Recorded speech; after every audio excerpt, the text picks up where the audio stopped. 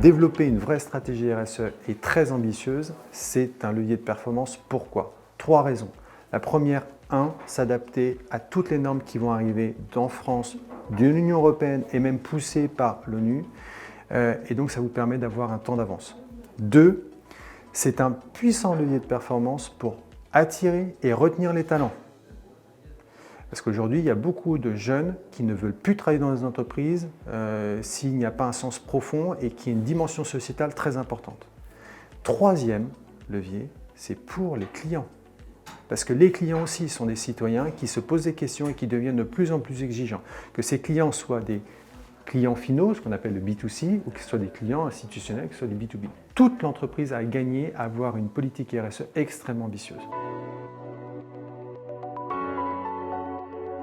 La RSE a clairement diffusé partout, en France d'abord, avec la loi Pacte, les clubs de société à mission, le mouvement Impact France. Donc ça a énormément rayonné tout ce qui est autour de la RSE depuis plusieurs années. En Normandie, il y a aussi quelques entreprises qui ont montré, qui ont été des phares en fait dans ce sujet-là. Je pense à des sociétés comme Recrea, comme Socaps, même Caisse d'épargne Normandie. La Normandie est sans aucun doute la région qui a le plus d'atouts pour réussir la transition écologique du fait de notre diversité d'activités économiques.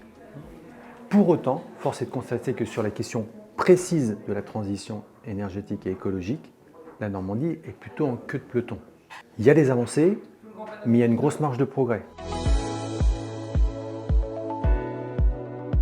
La Convention des entreprises pour le climat est un parcours pour dirigeants qui vise à les amener à prendre de la hauteur sur l'ensemble des dérèglements écologiques et sociétaux pour définir une feuille de route qui leur permette d'embrasser l'ensemble de ces problématiques. Plus de 700 dirigeants ont déjà suivi un parcours CEC et c'est la première fois qu'on initie un parcours CEC en Normandie. Pour cette première CEC en Normandie, on espère avoir entre 40 et 60 entreprises présentes qui donc démarreront en avril prochain ce parcours jusqu'à janvier 2025.